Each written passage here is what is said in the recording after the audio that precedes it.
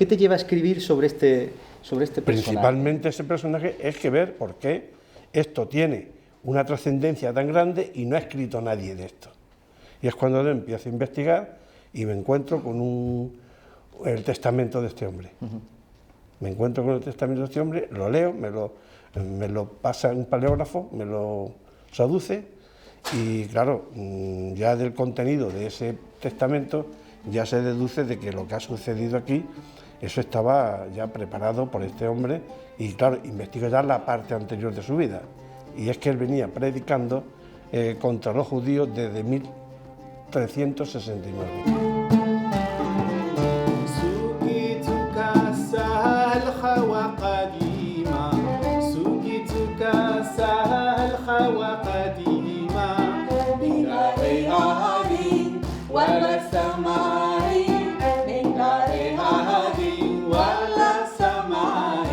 Se describe muy bien la Sevilla de entonces. Aparte del mundo judío, uno llega a tener una visión muy cabal de cómo eran sus calles. Sí, es que yo he procurado mantener lo que es las trazas de Sevilla como estaban.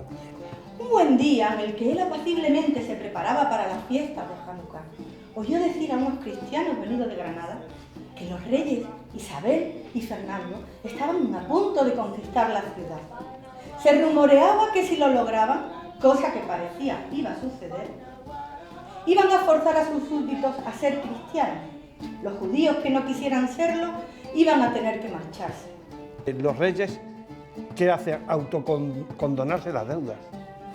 Porque como los judíos se tienen que ir sin su oro, sin sus joyas y sin sus letras de cambio, porque se las han quitado, ya no pueden pagar la deuda a los reyes católicos a los judíos.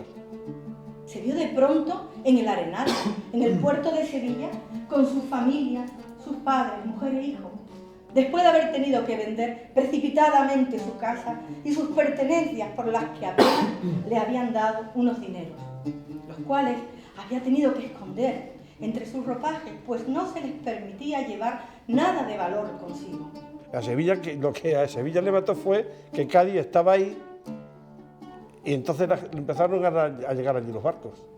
Pero antes, con los barcos hasta aquí, hasta la Torre del Oro, quien mandaba en el mundo era Sevilla. Sintió la alma de sus antepasados Yishak, fundida con la suya y la del rey. Sintió la luz de la biblioteca de Alejandría, las olas del mar y las estrellas, las arenas infinitas del desierto, las canciones de boda y amor cantadas por las muchachas de Salónica. Sintió un gran alivio, sintió una restitución y un sentido de justicia y sintió, sobre todo, el espíritu de su antepasado Yishak, que liviano, agradecido y con el sentimiento del deber cumplido, se perdía entre las estrellas.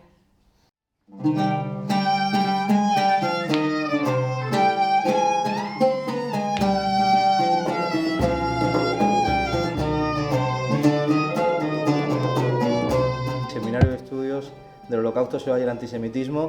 Bueno, nosotros nos dedicamos a estudiar, a analizar todo tipo de odio, es decir, nos centramos en el antisemitismo, pero a fin de cuentas el odio es el mismo, se trate de quien se trate. Su casa, aquí, lo dicho. Muchas gracias por su atención y por estar aquí, acompañándonos.